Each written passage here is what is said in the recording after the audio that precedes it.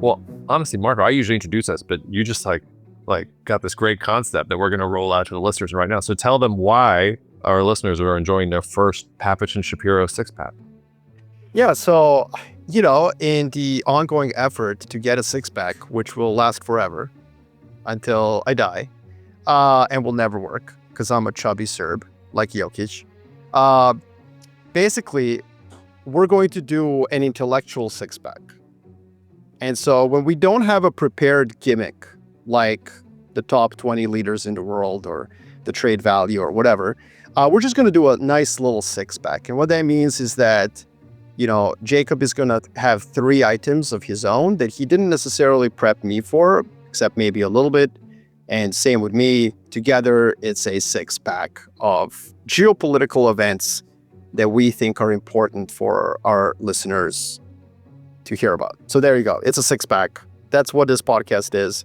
And every podcast where we don't have a specific topic we prepared to spend like an hour on, like we did one about trade and tariffs. Listen up. That was a really good one. Like go back and listen to it if you have the chance. I'm going to reference it a little bit in one of my 3 items. But whenever we don't have something, it's just going to be a nice little six pack for you. So there you go.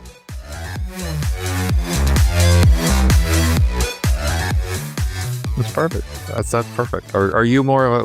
What is your favorite beer? I should know this about you. That's an interesting. So I'm not a beer drinker. It's all my friends from college remember me as the guy who just walked the dorm hallways with like a bottle of Stoli.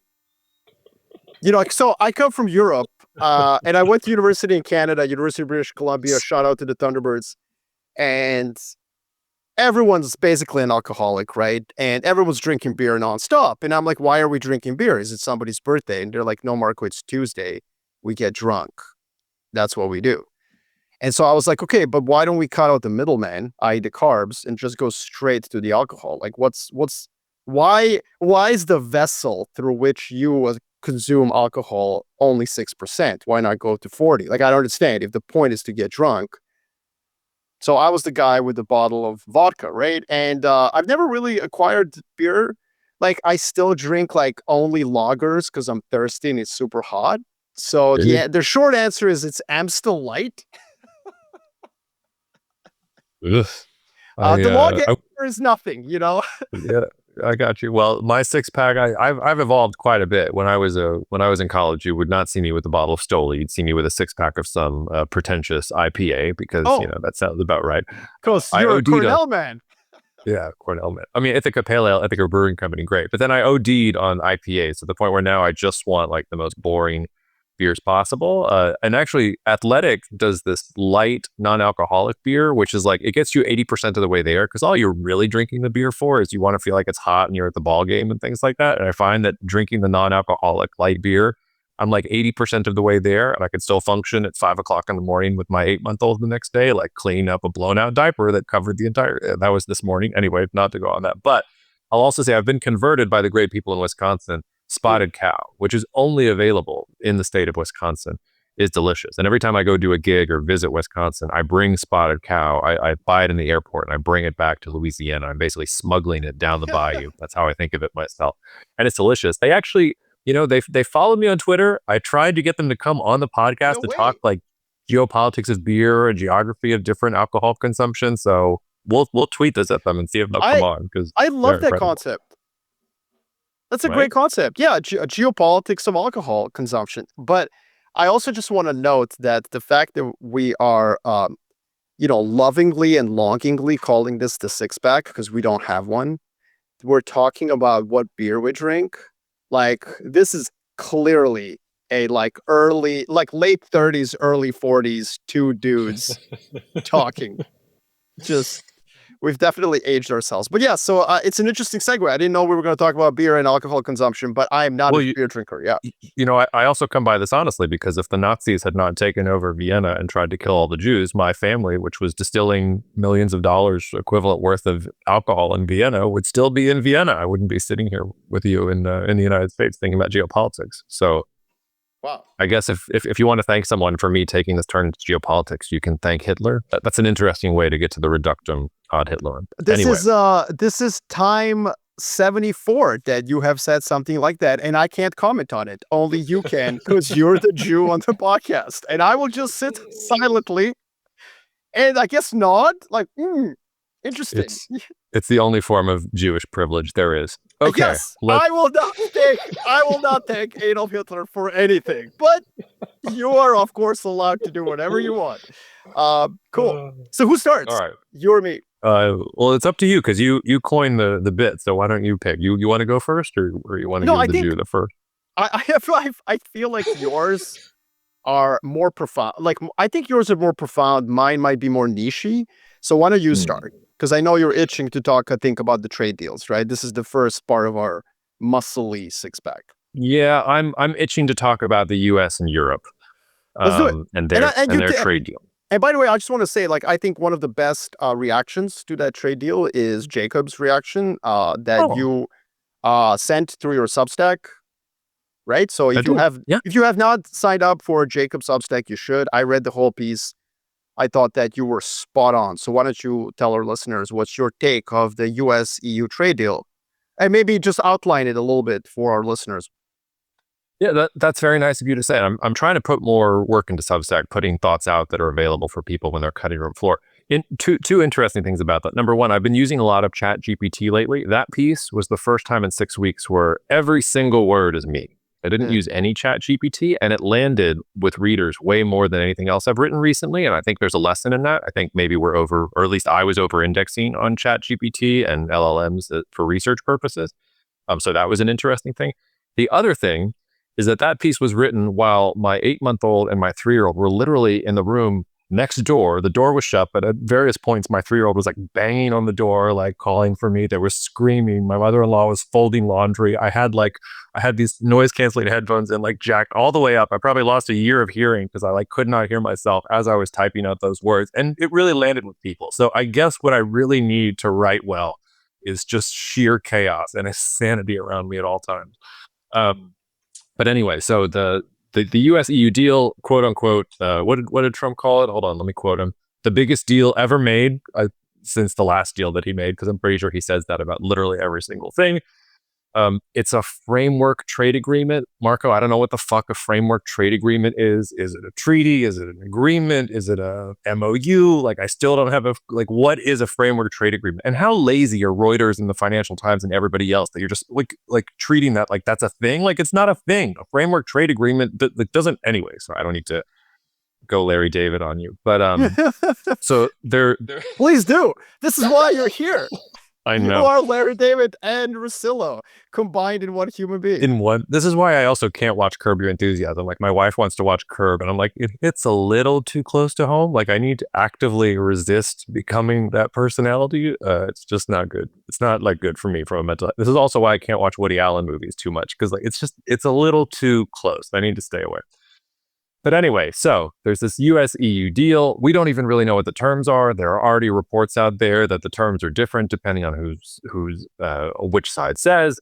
The US is apparently going to push it through via executive order, which I'm pretty sure is illegal. The EU still has to ratify it at a certain level via a majority, but at least some of the things that we know, EU goods entering the US will be subject to a 15% baseline tariffs. Donald Trump had threatened 30% by August 1st if there wasn't a deal. The tariff will cover, or at least as we think it is going to cover about 70% of EU exports. Now, there are other things like pharmaceuticals and timber and lumber they have Section 232 trade investigations that are maybe going to affect the final rates and things like that. There will be some 0-for-0 tariffs on things like aircraft and certain chemicals and certain drugs and certain semiconductor equipment, certain doing a lot of work in a lot of these things. They still have not decided the most important thing, to our point on beer.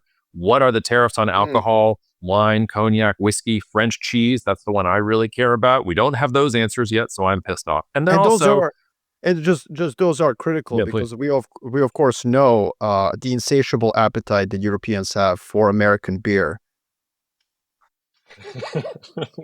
Right alongside their American cars. They'll put the American beer in the cup holder and drive on the Autobahn with the American cars. And then to really top it off, the EU is going to invest $600 billion into the US over Trump's second term. and is going to buy energy. 750 billion? Was that how much they promised to buy of energy? No, I think it's actually been revised to $70 trillion of energy. Well, there you go. So the EU, I guess they're just going to take a bunch of LNG and put it in Hungary or put it wherever they don't want to put it so that they can just use it forever. I don't really understand. So that's the outline of the deal. I said in my piece, look, I think there's two ways to look at this. Europe is fundamentally weak, and it's going to be a battleground in a multipolar world rather than a pole. Or, and this goes back to something we've talked about for a while, Marko, the people who win trade wars are the people who don't fight trade wars. So the EU basically declined to fight a war. Ursula von der Leyen has taken all the heat from people and saying, all right, I will bear this cross. And we got from 30% to 15% tariffs. But the real news is that, Germany just passed a record budget about enabling, deficit spending and everything else. Even in Ursula von der Leyen's statement, she said, okay, we're doing this, but this means we have to take bold action at home to make sure that Europe is more competitive, more innovative, more dynamic, all these other things. Europe could have pushed a little bit more. They could have said, well, actually, if you look at services, the trade deficit surplus situation is reversed, Mr. Orange Man. Do you want to talk? They didn't do any of that. They put it aside. They closed the deal. And I ended on, I think this is short-term weakness, but it is for long-term strength. And I think if you're counting Europe out, you're making a mistake. And then the last point I would just make, Marko, on this is, and I feel like I only realized this a week ago. Maybe I should have realized it already. U.S. foreign policy these days makes way more sense if you analyze it as if it was a reality TV show than as if we were using our geopolitics and political science brains and things. All those models don't work. But if you think of this as just a reality TV show, this is the Apprentice Tariffs edition. Actually, all of this makes perfect sense. So I wanted to see where you are, but I think you'll be with me in Europe and having some faith in Europe. I loved your piece, and I loved it because what you did is you outlined the two ways to look at this. And I think that, first of all, by the way, on the quip about TV shows, I've told my clients in the financial community, basically, when they scoffed at the idea that Trump would be able to conclude trade deals in 3 months, I said that you scoff only because you lack imagination. And if you are speaking to way too many learned trade negotiators, these are not trade negotiations for Geneva, for the WTO. These are trade negotiations for made-for-TV trade deals. That's what I call them. So we're fully aligned with that. I think that objectively speaking, if you just use mathematics and you objectively look at this trade deal, you objectively have to say that America won. If you say anything other than that, you have Trump derangement syndrome. This is the way I test people. Who won the trade deal in objective mathematical terms? And if somebody tells me, well, Europe won, I'm like, guys, Europe will apply 2.5% tariff on American cars. Americans will apply 15% tariff on European cars. This is obviously an American victory. The problem is that it's a Pyrrhic victory, which is it's a rock throwing competition. It's two kids. No, here's an analogy if you want. It's two children trying to see who's going to throw the rock more accurately at the principal's car in the parking lot of their school. And one kid is purposely missing. And the other kid is fucking nailed it. And then here comes Mr. Garrison. It's what the hell did you do? Right? Oh, sorry, Mr. Mackey. That was not nice. Okay. So the point that I'm getting at here is that, yeah, America won, but what did it win? To your point, the way you put it was you don't want to really fight a trade war. And one of the reasons is that this first order effect is what Reuters and Bloomberg and most of my clients, quite frankly, on Wall Street and most people on FinTwit, they obsess about first order effects. Yeah, absolutely. Donald Trump cleaned the floor with Ursula von der Leyen. However, tariffs are not good, for your economy, and not because of some petty, idiotic reason like their inflation. Who cares? I'm okay with that. And they will raise revenue. That's great. Well done. Cool. The problem is that I'm not sure that you want to protect your domestic car industry. This is the land and the path and the narrative of import substitution. This is the way that you lose productivity. This is the way you rest on your laurels. And you let the big three in Detroit, which has effectively ceased to be able to produce, what's the word? A sedan. You let them basically just get lazy and fat. Competition is how you get productive. I mean, look, obviously, if you're a developing nation and you don't have a car industry at all, fine. Slap a 50% tariff on cars so you can maybe learn how to build a car domestically, but you want to take them off in order to be competitive globally. And that's what the irony of this is. Like, yes, America absolutely won, objectively speaking. America will now apply 15% tariff on a European car. Europe will have to apply 2.5%. But no one's going to buy American cars in Europe. Other than Tesla, like no American car is going to be purchased. You could put a negative tariff on them. Like here, I'll give you 10%. So if an American car costs 20,000 euros, I'll give you 2,000 euros. How are you going to park an F-150? How are you going to parallel park it in Brussels? Yeah, I mean, as we've talked about before, the real market to capitalize on for trucks is going to be your jihadis and your formerly ISIS guys. Make sure, and they're driving Toyotas. So. Yeah, that's right. Make sure Afghanistan has look. But seriously, I think that this is the point of this. I think there is some level of tariffs the United States probably should apply in order to deal with its fiscal issue. I think that's where I am more aligned with the Trump administration. 15% is, I think, too high. And I think it's not too high because the consumers can't take it, although, yes, that is a concern of mine as well. The other concern I have is that protecting American industry is a sure way to ensure that it collapses.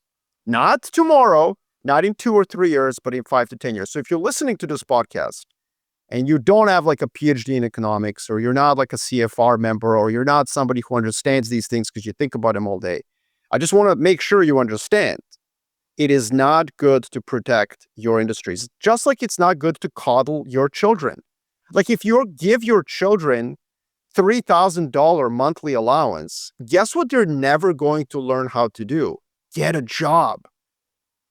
Like, it doesn't matter how rich you are. You should not be coddling your industries, especially when you're a rich, advanced, industrial, productive country like America. You're not starting a car industry. You have it. You need to expose it to international competition.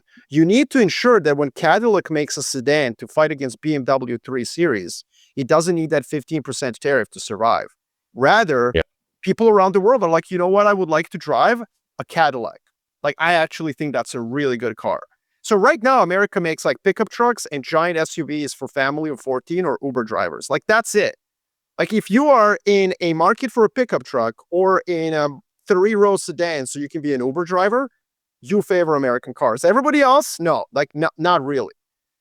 And so I think that's a problem. And I think that tariffs are not going to help that. They're going to actually impede that over the long period of time. They're going to ensure that American industry actually gets lazy. So I would say that from that perspective, it's a mistake. The other thing you mentioned is the rest of the world is going to do what President Trump says right now. What was the way you phrased this? Wait and see. Didn't you have everyone's just kind of doing what he wants right now, but they're buying time. I think you used the term buying time. A lot of the countries are going to give President Trump what he wants, which is the apprentice moment. You're fired. Oh, I'm so sorry. Everyone's going to kowtow publicly. And in those 3 to 5 years, they're going to learn to wean themselves off the U.S. I think one of the greatest powers of the U.S. is that it allows the rest of the world to become addicted to it, to its market, to its technology, to its culture. I don't think you want to start. I mean, again, if your objective is to preserve American power over the next 10, 15 years, not next 2 years, then I don't think it's really smart to be encouraging the rest of the world, including your allies, to start weaning themselves off of your market. Yeah. I think that's... It's funny because in our last episode, you talked about how Trump was cod liver oil. And now, like, what Trump is doing is he's more like a Twinkie. Like, there's literally no health benefit to like...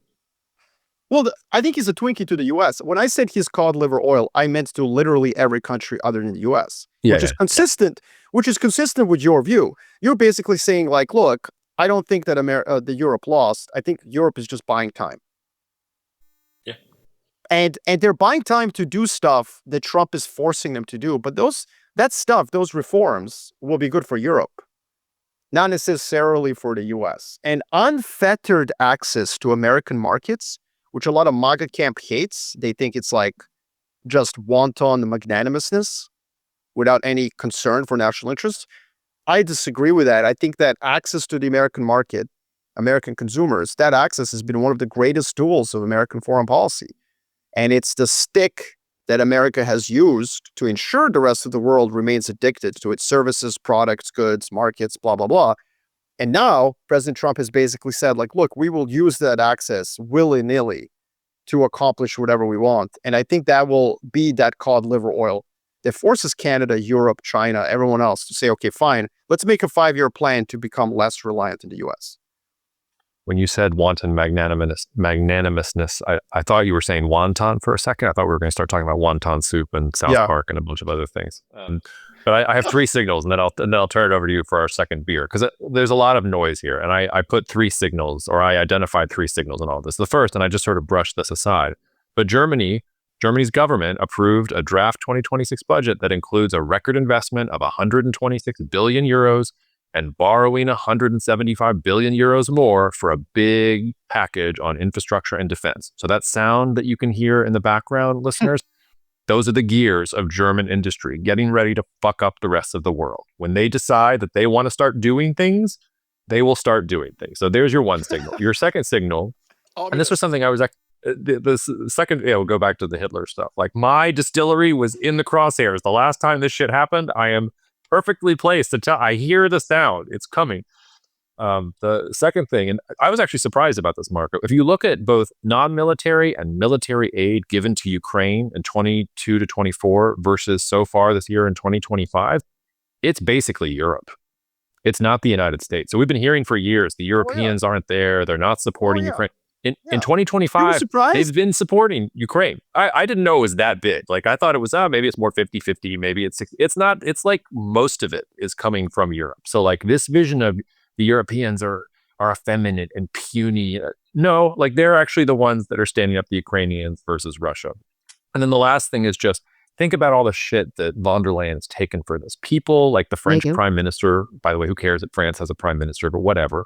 Like, is saying she's super weak. I can't believe we did this. That's a signal, because that's the Europeans being like, we don't want to be puny and passive. We want to be strong. So the next European commissioner better be muscular and strong. I think that's actually, people are showing, that's a sign that Europe is in decline. No. The reaction is showing you that Europe itself, the median voter in Europe, if you will, doesn't like this, wants to make sure that the next time this happens, it's Europe that's holding the cards, not the United States. So like, amidst all the noise, like those are the 3 things that like really brought me to, in the long term, probably better for Europe.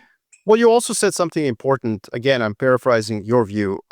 You mentioned that all the hate and all the criticism for von der Leyen is also a sign that there's buck passing. That's a term that European analysts have used for a long time.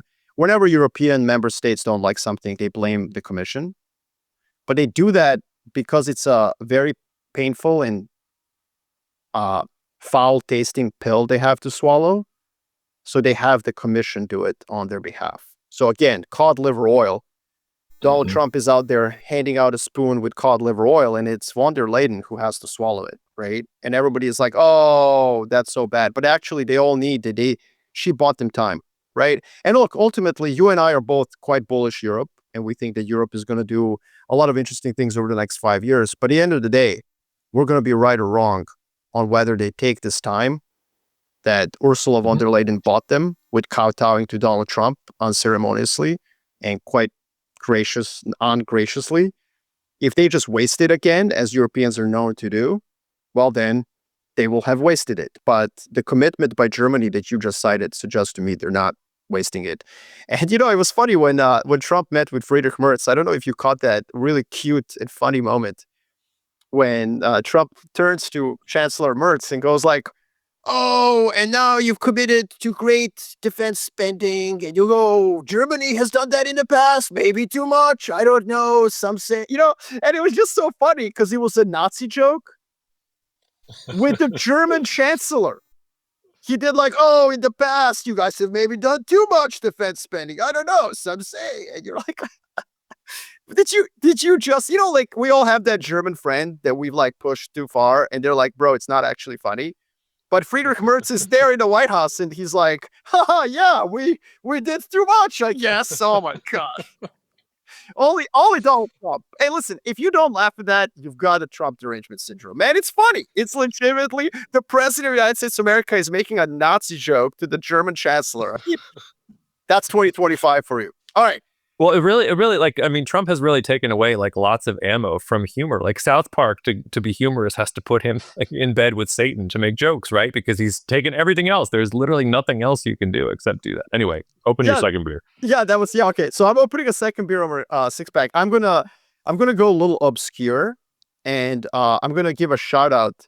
Obviously, you follow this stuff, but I'm not sure a lot of other people do. So I'm gonna give a big shout out to our mutual friend, Matt Gherkin, who is our former colleague from Stratfor. He's my current colleague at BCA Research. And basically, it has to do with a recall election of 24 legislators in Taiwan.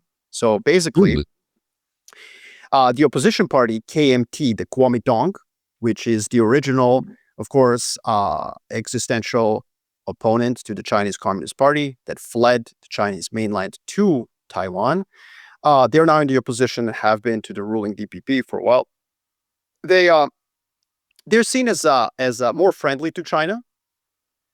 In a perverse way, it's because they believe that they are the original rulers of all of mainland China. So like let's leave that aside. But yes, you have to really appreciate the intellectual consistency. Like in a world of such hypocrisy, like just sticking with it, I really appreciate it. I do too. Yeah. So KMT basically has always tried to reduce tensions across straits, and they won the legislative election, even though the president is from the ruling DPP and he is pro, I don't want to say pro-independence because that's not fair, but more pro-sovereignty and definitely anti-China. And so there was a completely grassroots campaign, not aligned with any party, to be fair, that tried to, but it was very virulently anti-China grassroots campaign to recall 24 members of KMT of their legislative caucus for basically being Chinese agents. And there was a recall election, and they lost. The recall lost across every single one, including a mayoral, actual mayor of one city who was a non-legislative member who was also being recalled. And the reason it's important, of course, is that it shows that Taiwanese people are not like solely focused on the China issue. There are other issues. They did not want to give the DPP legislative majority because they felt, well, that's not what we voted for. We already voted for the opposition to check them. So the president is opposed by a KMT opposition-led legislative. But the other issue that is important is that had the president achieved legislative majority, one of the things he would have tried to push after the recall is a massive increase in defense spending, which would have, of course, set the cross-strait relations, to a different ball game. I mean, China was obviously already criticizing that.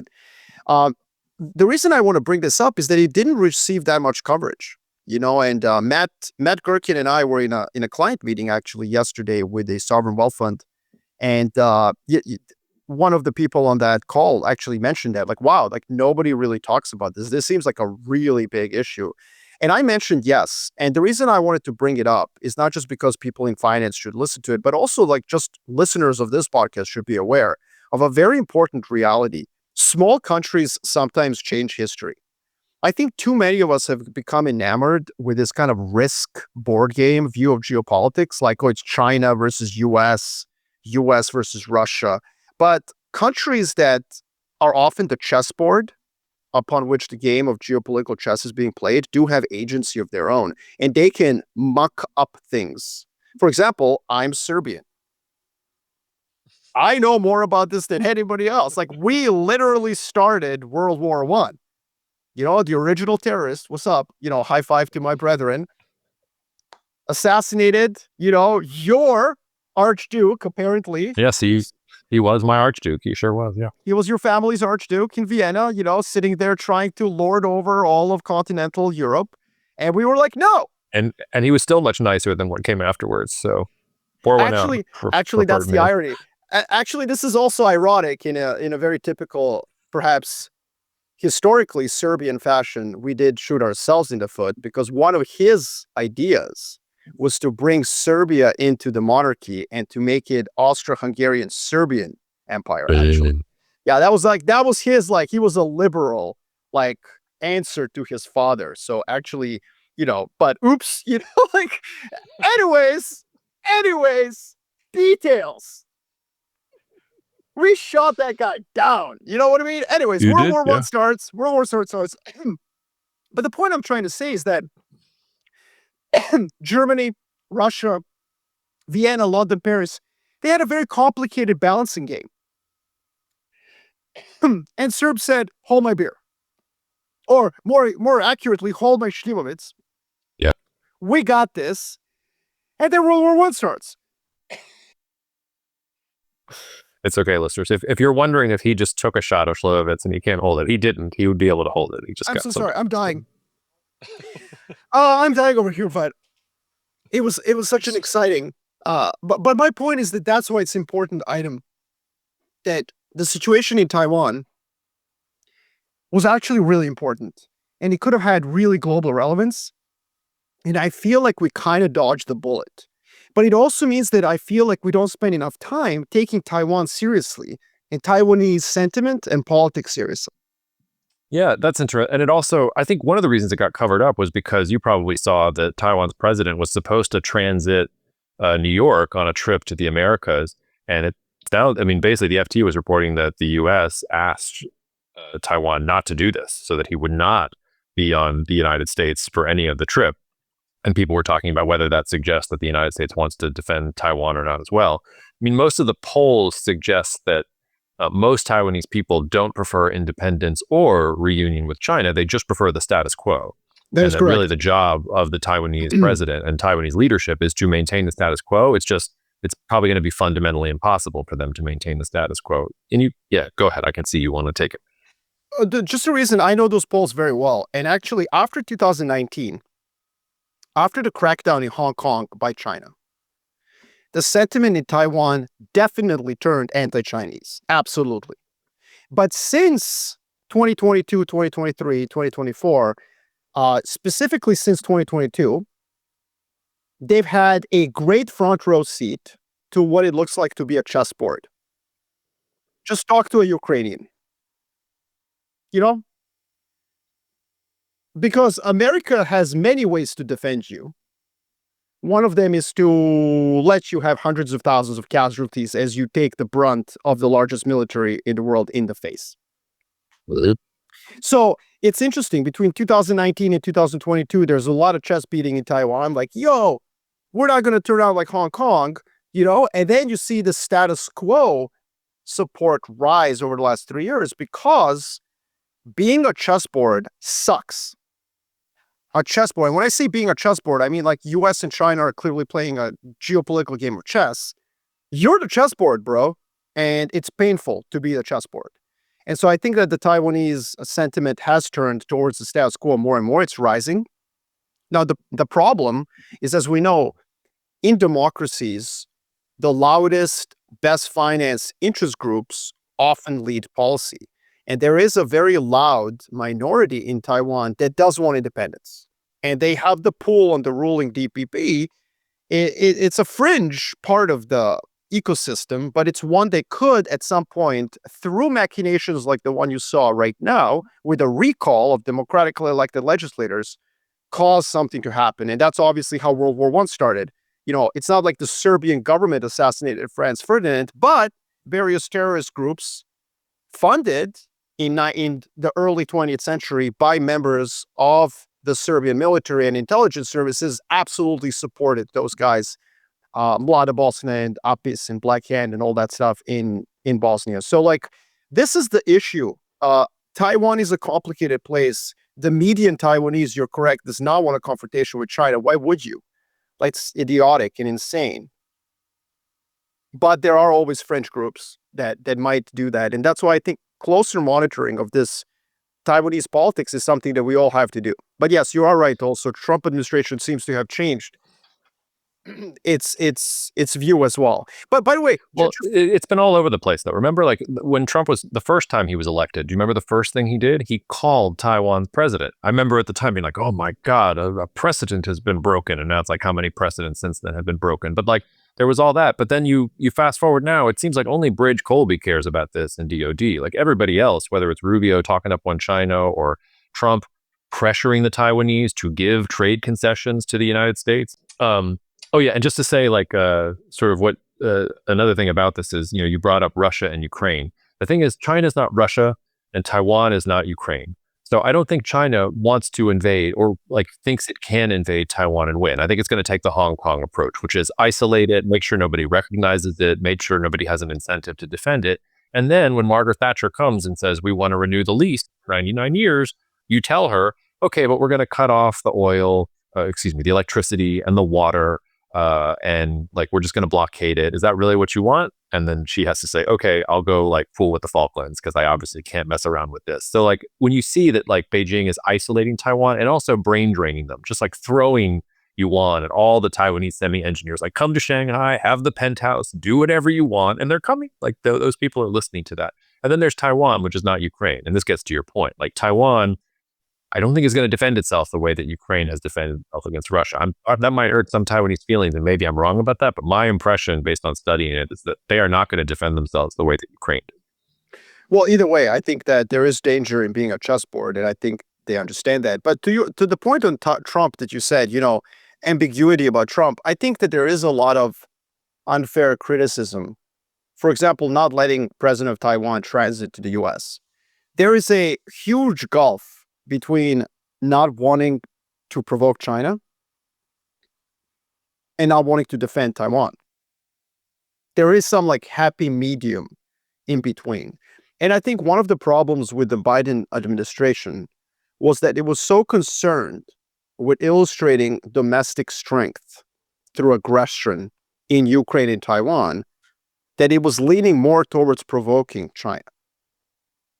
I think there's some basic level where the U.S. can both guarantee Taiwan's, let's say, sovereignty, if not independence, and without having to provoke. Like maybe you don't want to send the Speaker of the House of Representatives to Taipei. Maybe that's like unnecessary. But you can sell weapons, which the U.S. has been doing for decades, and continue to do so. And through back channels, tell China, like, look, we are actually committed to defense of Taiwan. Like, but if you're angry by the fact that the Taiwanese president is going to be transiting through the United States of America, fine. He can take a flight through Zurich. Great connections, best sandwiches at an airport anywhere in the world. So he'll be happy. Like there is a happy medium. And I think a little bit of the criticism of President Trump is like he's not like what? Like aggressive, provocative, like asshole enough? I don't buy that. I'm with you. I'm going to ask you an impossible hypothetical, but why not? Because this is cousins. Let's say China invades Taiwan tomorrow. You think the U.S. defends Taiwan? Well, did the U.S. defend Ukraine? Not at first. Not at all. I mean, like, what is the level of defense? And I think, again, this is one of those things that's not a 1 or a 0. It's a 0 to a 10. The United States of America is absolutely not going to commit U.S. troops to defend of Taiwan. So you don't think so? You don't think that we would send a carrier battle group or anything else to protect Taiwan from an amphibious assault?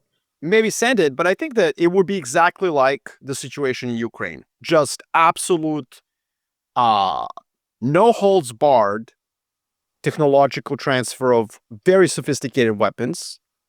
Which was not what happened at first, though. Like what happened first with Ukraine is that we withdrew our embassy staff to the West. We were like, okay, like everybody move out. Good luck. Sorry, guys. And then after the Ukrainians kicked them in the teeth and it was like, oh my God, the Russians are bogged down. Oh my God, the Russians are not what we like. Get them the missiles, get them everything. Let's go. But the first reaction was, sorry, guys. Like we warned you. Fuck around and find out. Well, actually, the first thing that the U.S. did was pre-invasion. And this is where Donald Trump is right. And nobody in the mainstream media wants to give him credit. He did give Ukraine javelins.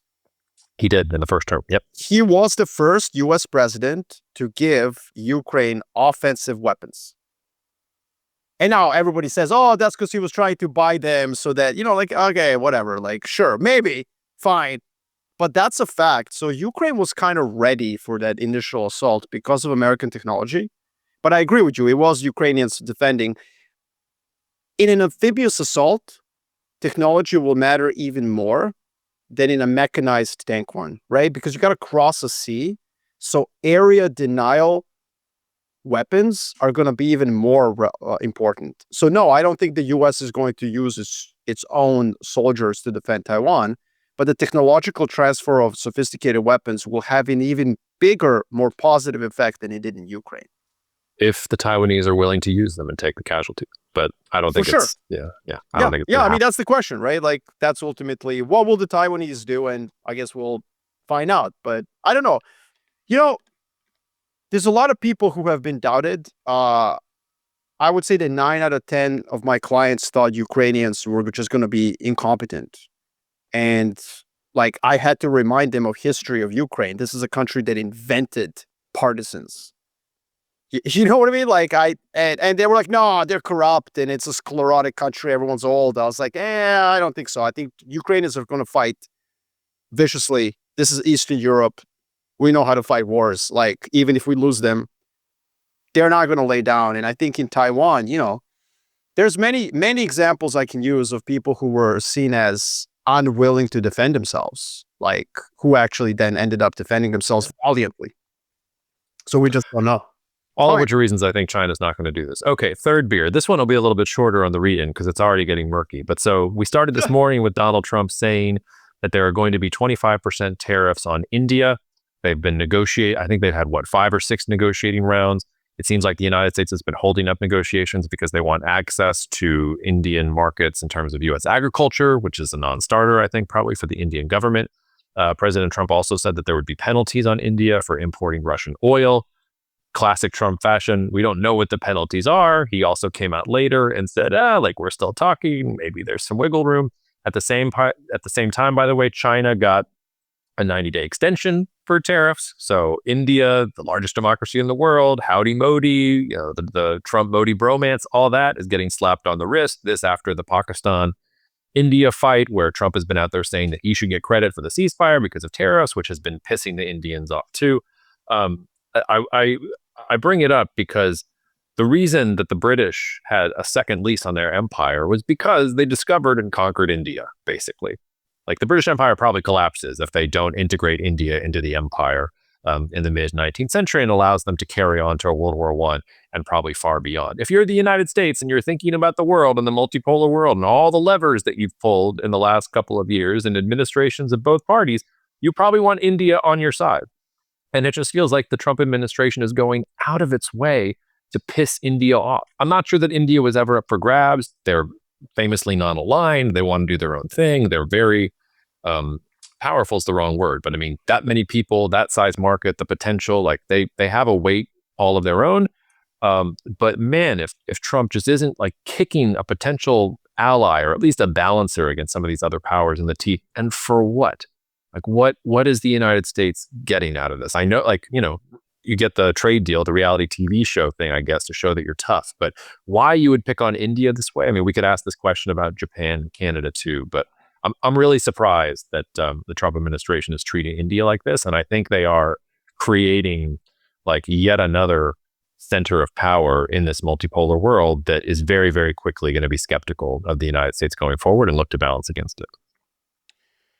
Yeah, I mean, I think this, maybe I don't really have as much to comment on this, but I think that I do worry that maybe the markets and media and journalists and really everyone is not taking Trump's threats like seriously enough, on the Russia thing,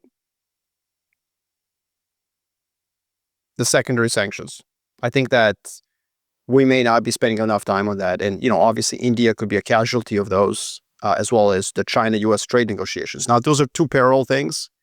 I think Beijing can chew gum and walk at the same time. They can separate American view towards Russia and, its negotiations with the US separately. But I do think we may be coming to a head, and this goes back to what we talked about in our last episode, which is that I think that Trump, hell had no fury like President Trump scorned, right? Like to redo that old adage. I do think that he is seriously angry that Putin has not moved at all towards some sort of ceasefire, and so like India-U.S. relationship could suffer further because of that. Yeah, it's so short-sighted. Like the thing, like we talked about the U.S. and the EU, but like the things that Trump has done and how it's going to affect the future of U.S.-India relations, U.S.-Brazil relations, U.S.-Japan relations. I mean, you can see sentiment turning against the United States in these countries. And maybe it's ephemeral. Maybe things turn around. But I think something has fundamentally shifted in these countries. I think these countries are looking at what the United States is doing, and they're seeing if you're tough, it doesn't work. If you're friendly, it doesn't work. You're just going to get screwed by the United States. So we're going to have to find alternate options. Like, I think that is the takeaway lesson for these countries. Maybe Trump has in his mind, if I can get this thing, I can move Putin. But that goes back to the classic, okay, instinctually you might be right. And maybe you get the thing that you're after right now. Was it really worth it to piss off India for the next 20 years? Because that's what you've done with the combo of the tariff Pakistan-India thing, and now this thing about the tariffs and the secondary sanctions. Like, not exactly a good trade. We would have to think of the NBA equivalent. Like maybe you're trading for I don't know, a hired gun for just the end of the year. There's not really many good examples of that in the NBA where it actually works out. So you're saying India is KD? No, you'd have to think of a deadline deal, right? Like somebody that is acquired for just a couple of, maybe like a Kawhi Leonard in this case. Well, that did lead to the championship, though. It did lead to the championship. And then afterwards, it led to nothing. And then it led to paying Jakob Poeltl $120 million for 3 to 4. So Trump is Masai Ujiri? Yeah, that's a nice cross-cultural interesting comparison. Yeah. All right, I'll have to sit on that. Yeah. All right, well. Number 4. You four. You can actually tell this is a 6-pack because we're getting less thoughtful as we go down, as it would be if we were actually drinking. Yes.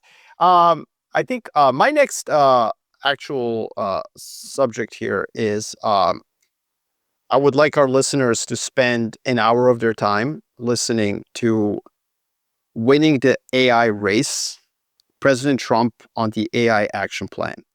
It's 1 hour. It's actually featured on the All In podcast.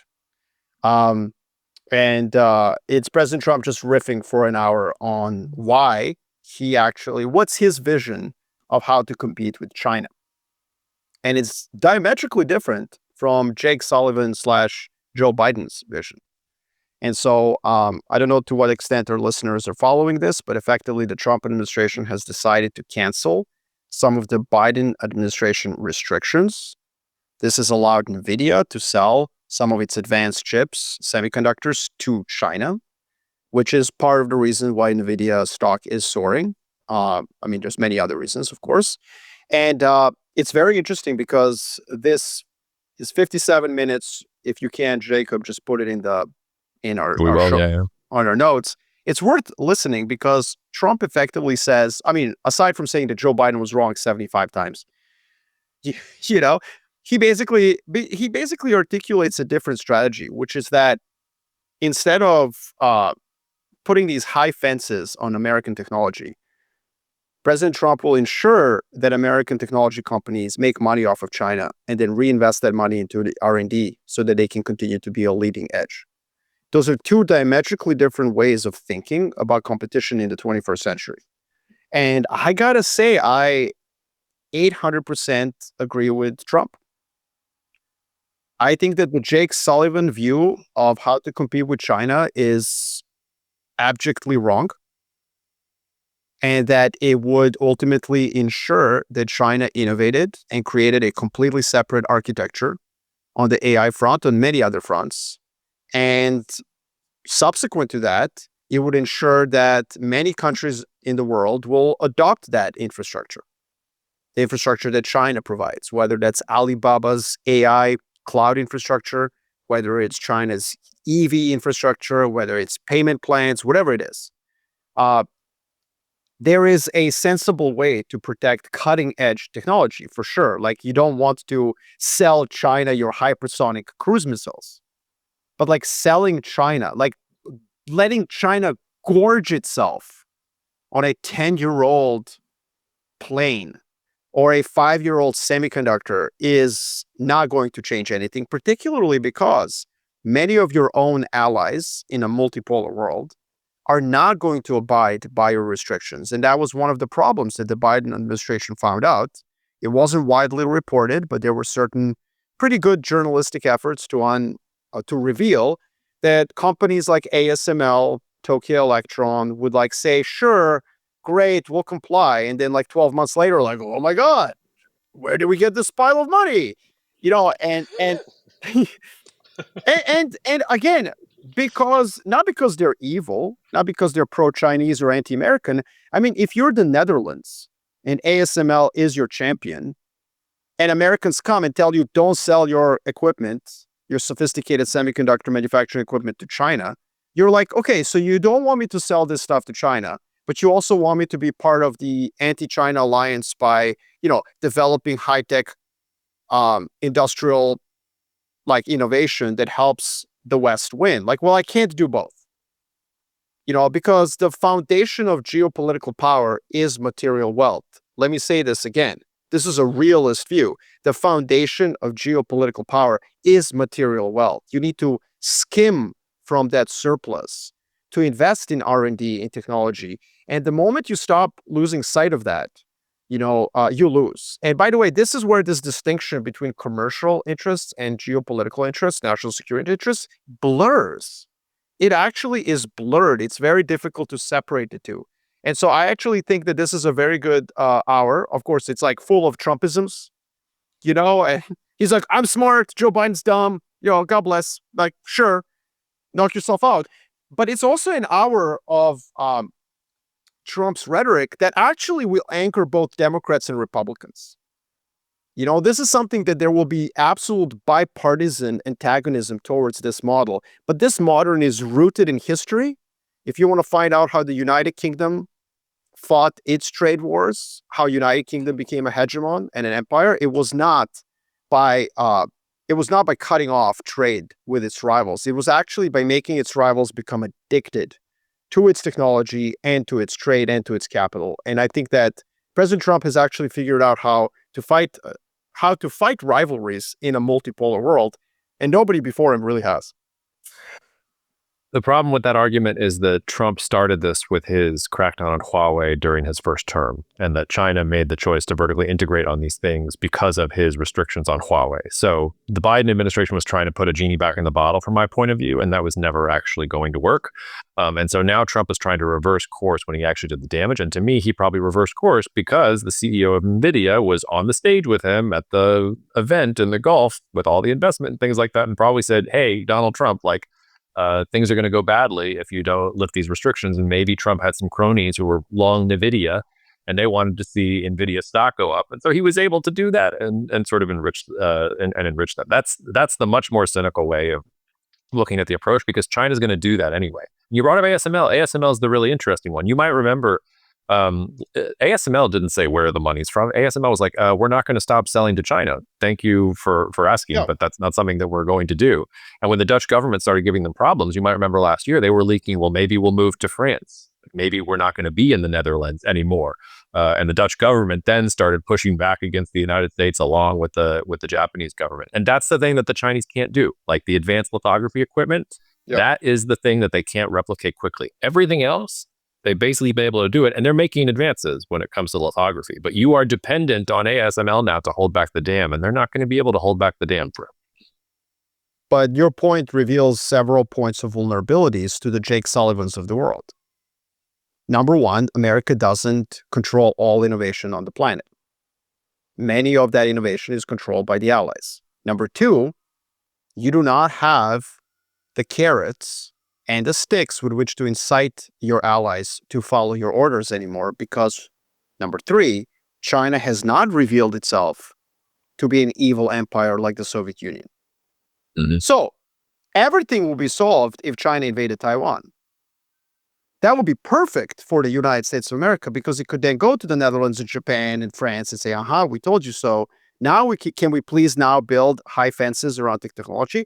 But China hasn't done that because China's not, what's the word, stupid. Like the Russians, by the way. Sorry, Russia. But Yeah. that's why Vladimir Putin's not on our list of top 30, right? But she kind of squirmed his way in. What I'm getting at here is that I think the problem with the Jake Sullivan view is that it's unrealistic. It's built on a Cold War infrastructure of being able to bully your allies. And the reason your allies cannot be bullied is because you don't have anything to offer them. That's why. And Well, and to put it slightly differently, it's also, to do that, you need an accompanying push when it comes to industrial policy, which also the Biden administration tried to do, but couldn't complete it, couldn't get both houses on board with everything they wanted to do, even how big the Inflation Reduction Act, was supposed to be. And so you didn't have this sort of space race mentality. And then also, like, you're not competing with the Soviet Union anymore. You're now treating with a country of over 1 billion people who's at the cutting edge of many different industries and is ahead of you on many different industries. You're not against, some drunken guy in the factory in the Soviet Union who's just making up the data so that he doesn't get shot. Like, China's a real dynamic economy in a way that the Soviet Union was not and never could. So yeah, but that goes to another point that I would want to point out. I'm of the view that the greatest sort of lever that the U.S. can have on China are those levers that empty China of its current account surplus. And I know this is a little bit nerdy point, but what I mean is that when China takes its hard-earned money and takes it abroad for some reason, that's a point of vulnerability. is it? And if I was running the United States of America, I obviously am bathed in aloof nihilism and couldn't care less who wins. But if my interest was for the US to win, I would say, what is it that China buys? Where does it take money and sends it abroad? And there's really two things that it does. Well, three. One is oil. Okay, well, it buys most of that from the Middle East and Russia. So fine, let's leave that aside. Can't really play that game. The other two are semiconductors, so chips, and tourism. Yeah, yes, tourism. Sounds weird. But pre-COVID, tourism was actually the number one source of Chinese capital outflows because tourism is effectively counted as an import. You're taking domestic currency and you're buying something abroad. So if I was running the United States of America, the two things I would have done is exactly what Donald Trump just did on the video. I would say sell everything. Make them grow addicted to these chips. You want China to innovate as much as it can in AI, but you want that innovation to rest on American infrastructure. Oh, you want to invade Taiwan? Yoink! No more chips. And you don't have domestic production because it was so easy to buy NVIDIA. It's a sword of Damocles. The second thing I would have done is I would have gone in and said no more visas for Chinese tourists. Not because I don't issue them, but because I say Chinese tourists can come to America without a visa. Let's go. And I would like add airline flights to China, like 50 a day from every major city. Let's go.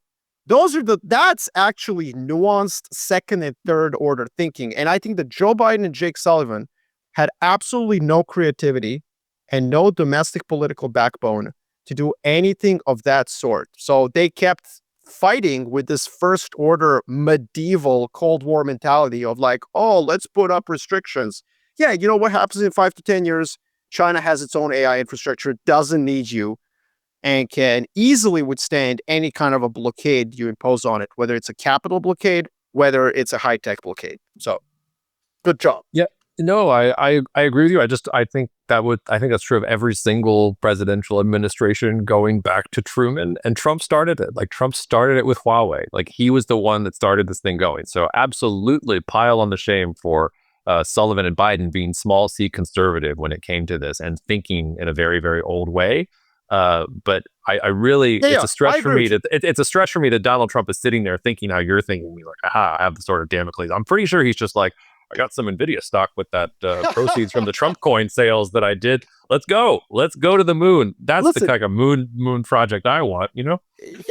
Look, we don't know, but like we can be open-minded. The man changed his mind. Maybe Yes.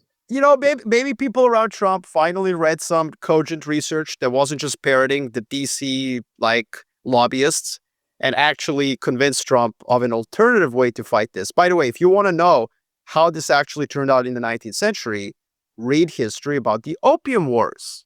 That's exactly what I'm saying. The United Kingdom did not stop trade with China. It sold them heroin. So when I talk about getting China addicted to American AI infrastructure, the British were like, no. We'll just make them addicted to heroin. Yeah. Opium. And now China will make us addicted to fentanyl, right? Like that's the opium wars come around, That's right. Okay, so your turn for the fifth beer. All right. I mean, we should talk about Thailand and Cambodia, but there's nothing really to talk about. They had a border spat. There's already a ceasefire. Malaysia sort of helped weigh in. And there's a broader point there about how in a multipolar world, we're going to have these brush fires, but they're going to be contained. So I'll say that really fast. And I'll also just say that there was a new poll out about Trump's approval ratings. It's down. Oh, yeah. He's down from the beginning of July to a new low in his administration, from 41% to, drumroll, 40%, which is also within the margin of error. So Trump continues to be the best analyst about his own charisma out there. He could shoot someone on Fifth Avenue and no one would give a shit. We've had how long has it been of Jeffrey Epstein? And we got 1 percentage point that is still within the margin of error on a poll for how people are approving of Donald Trump. Do they approve of him? No. His approval ratings are 40%, but they're down from 41%.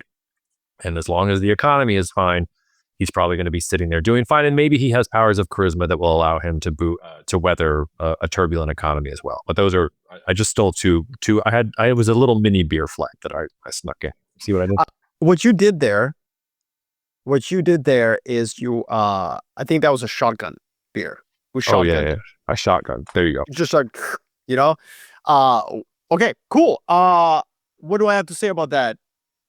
Thailand, Cambodia. Yeah. That's it. In a multipolar world, get ready for this kind of stuff. And you know what? I called it, I wanted to write a really long analysis on this, and then I realized I would no one would read it. I had the same feel. I was supposed to write on Substack about Thailand and Cambodia, and then the US-EU deal came out, and I was like, all right, I've got an hour and a half here. What am I going to do? No, I was really looking forward to understanding it, but nobody would care. So listen. The way I wanted to write about revanchism. I was going to write, revanchism is back. The problem is that, if there's a civil war in the Congo, if Serbia takes over Republika Srpska in Bosnia, if Azerbaijan takes back Nagorno-Karabakh,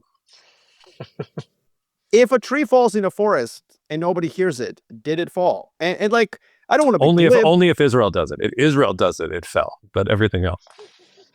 Well, it depends. Yeah. Okay. Well, I'm gonna let you do that one.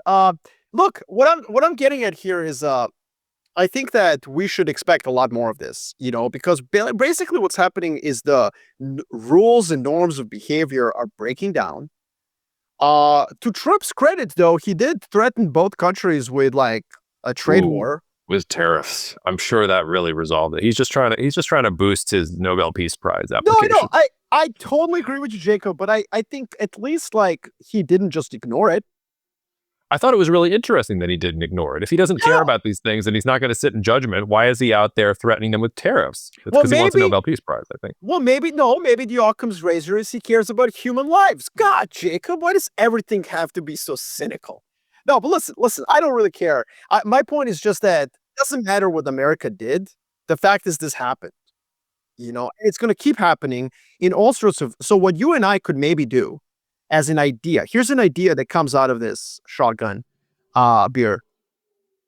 Maybe what we should do is a whole episode dedicated to forgotten territorial disputes, irredentism, like German and Poland over Silesia, that would be a nice continental European fight. And it doesn't have to be about wars breaking out. Just why don't you and I spend a month preparing a top 10 list of irredentist, revanchist, territorial disputes that come back to the surface. Right? Yeah, I love this idea. Sounds great. Cool. Like maybe we finally have that war in Latin America. Like, what was it? The Triple Alliance? Like, Yeah, that was a big one. yeah, that was the biggest one. The only one. Since then, I believe they've created a new rule in South America where they just settle everything through football matches. Okay. My last beer is, well, actually, I am here still in the beautiful British Columbia. So I was setting up this last part of our six pack. And so I went to dinner with this fantasy basketball league group of guys that I've been honored to join. It's actually a league that's been going on for like 35 years, by the way. It's an incredible story. These guys have been together forever out here in Vancouver. Basically, the commissioner, when he was a kid, his father had to drive to Point Roberts. By the way, if you don't know what Point Roberts is, it's a piece of the United States of America that's like sticking off the coast of Vancouver. It's completely isolated from the U.S. It's like a little tiny territory of America that was cut by the 49th parallel. And so the dad would have to go to this tiny little enclave of America, or exclave. It's an exclave, to buy USA Today so they could by hand collate all the statistics, because this is pre-internet, pre-everything. Like Microsoft Excel was like, on a floppy disk. It was just insanity. Anyways, I have the honor and privilege to be part of this fantasy league. And I thought to ourselves, Jacob, we haven't really talked about basketball in a while. Last night I was with these guys. I keep getting my ass kicked. I need some help. And so what I was thinking is, why don't we just spend the last 5 minutes of our podcast, which we used to do often, and suddenly we've stopped talking about basketball. And I was like, let's start thinking who I should draft, because these guys are absolute sharks. I mean, they've been doing this back when they used pencil and paper and erasers, man. Like, I am overmatched. I need help. I need some undervalued assets that are going to go for very little in the auction in the next fantasy draft that I should pick up. So who are the break? And by the way, we don't have to have an answer right now. I'm just like, this is a call for help. If you're listening to this podcast, if you're a fan, you should want one of the cousins to win this incredibly prestigious basketball fantasy league, the JBL. That's what it's called, Johnny's Basketball League. So help Marko win the league. Who are the undervalued assets in 2020? So either veterans who are going to outperform expectations. Maybe Trae Young has a great season. I know that's probably going to give you brain aneurysm, Jacob, because you're an Atlanta Hawks fan who's like quit because he's such a terrible player. But also like, or someone who's going to have a breakout season. Those are my two categories. Old veterans who people have forgotten, but they have a really sneaky good season, or young players who finally flower into an all-star. Well, before I answer that question, I just want you to know, breaking news here on the podcast itself. Gilbert Arenas has been arrested for operating an illegal gambling business at his Encino home. And also, Kamala Harris says she will not run for governor of California. I'm shocked, Kamala, that you came to the conclusion. She was going to absolutely win that one. I think, what? Gilbert Arenas and Harris maybe could comps to one another, by the way. Also, Gilbert Arenas, the reason I know that story, it's not breaking, is because my JBL feed has informed me. Like, it's already done it, John. Yeah, well, this is the future. This is the future. Like, we're no longer going to go to the internet for news. We're going to have personal intelligence networks that are going to ping us that something's up, because you don't know whether it's AI slop or not. I guess my first, by the way, it's not because I hate Trae Young that I abandoned the Hawks. It's because the Atlanta Hawks traded the pick that was going to be Luka Doncic so that they could draft Trae Young, and then Luka went to the Mavericks. So it was that move, because the Hawks were the team that they drafted Marvin Williams instead of Chris Paul. They drafted Sheldon Williams instead of Brandon Roy. Then I couldn't stomach it anymore. And so I embraced the fucking Pelicans, which really great timing on that. Thanks, Joe Dumars. Yeah, I was just going to say, but Joe Dumars is now here.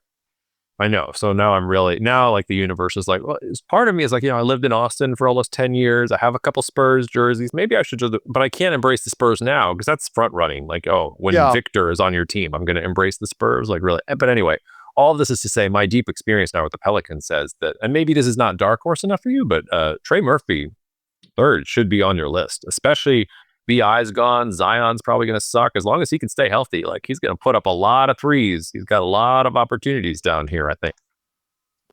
Okay, that's good. Mine is Benedict Mathurin. A good one. I just think that he's going to have a breakout season. Obviously with Halliburton injured, so I think that's going to be a really good one. Also, another way to look at that is Andrew Nembhard. I think one of those two probably going to have to carry the load, right? I also I really like Grady Dick in Toronto. I mean, Toronto's kind of a weird team, but I think he's got a lot of potential. They're in full on rebuild mode. Like that might be a good one. The problem with Grady Dick, I'll tell you, is so this fantasy league is exclusively Canadian, and so every single Toronto Raptor player, it's just there's a homer tax. So he's already like not just gone, but he's like gonna go for like $50. He's gonna go the same price as like I don't know an all-star. So Grady Dick is already fully priced in this league. So you gotta be careful with the home bias. Another one. Who was the guy that Milwaukee just signed? The guard. God, what was his name? Cole Anthony. For Milwaukee. Okay, yeah, that's a really good one. He was in Orlando. He was in Orlando, and like Milwaukee's just desperate, so they just need anybody to come in and handle the ball because it can't just be Giannis and Miles Turner. And like Cole Anthony can score and he can do some stuff. So that he's also just going to get some stats by virtue of where he is. So. Yeah, another one. Obviously, I'm just picking off. The problem with these guys are too smart, so it's not going to really work. You're looking at like teams where like a star is gone. Like that's just not going to work against these guys. They just are like a computer, like AI. Everything is like. But Peyton Pritchard. If you're looking for a breakout season, I mean, he's already going to be gone. I think he's a keeper actually, so he's not going to be available. But I like Peyton Pritchard. Jaden Ivey in Detroit, also Detroit. another one. Yeah. That's a good one just because of, speaking of gambling, Beasley, obviously. Yeah, but I don't know. I'm not sure. I think Miles Turner. Yeah, I mean, I have my doubts about what's going to happen there. Not a fan. Don't think he's going to like put up numbers next. He's fine. You know who I've always rooted for, who's probably never going to like get Kevin Huerter. I'm always rooting for Kevin Huerter. And, he's in Chicago. Like maybe I don't even know if Chicago re-signed him. I know that he was at the Red Mamba, Red Velvet. This is another way in which I'm like Russillo. Russillo loves Kevin Huerter. And I have also loved Kevin Huerter since the Hawks drafted him. He could really do some things if somebody would let him do it, All right. Well, I just wanted to put that bug in the ear. It's that time of the year. I'm starting to get a little antsy that basketball's been gone. I mean, like reread the Skinny Luca men's health article like 6 times. Wow, you are desperate. Maybe 3 times. Yeah, I am desperate. Okay. A couple of things on that. One thing that I will definitely, so we haven't talked about basketball for a long time, but next time we do talk about basketball, I'm going to be all about the Eurobasket. I think it's going to be one of the most competitive Eurobaskets ever. So it's happening at the end of August. Get ready for that. You've got Jokic playing for Serbia. He's not confirmed, but it looks like he will. Obviously, Doncic is playing for Slovenia because he's a psychopath and just wants to play every time, which I love so much. And I think it's going to be an epic battle. Like every team is stacked. Germany's obviously coming off of like a ton of really great performances. I don't think they're going to have it again, but what was it? FIBA. There was that FIBA Patty Mills. FIBA Patty Mills. There's a FIBA like Dennis Schroeder. Like Dennis Schroeder got this huge contract, and I'm like, were they just going off of his like international experience? So, anyways, I think that it's going to be a great way to get us into the NBA season. I can't wait. And next time you hear from me on basketball, it's going to be about what happened at the Eurobasket tournament. Until then, though, everyone who's listening to this, if you're a basketball fan, please tweet at me your favorite 2-3 undervalued assets. I need help. I'm never going to win this league unless we crowdsource some like competition, you know. And by the way, I have Wembayama as a keeper, guys, on a rookie salary deal for 2 more years. If I don't win next 2 years, it's you're like screwed. over. Like, oh Yeah, no, yeah. they're gonna like make fun of me for the rest of eternity. So Yeah. So really what we need also, listeners, is somebody who makes sure that Victor doesn't have a return of his blood clots. Because what Marko really needs is for Victor to become the Thanos of the league that it looks like he's about to become. well, I think that thankfully, you know, there are anticoagulants that he can take. So hopefully he is on them for the rest of his life, so that he does not have another blood clot. You know, fingers crossed. Wonder what the tariff rate on those is. On that note,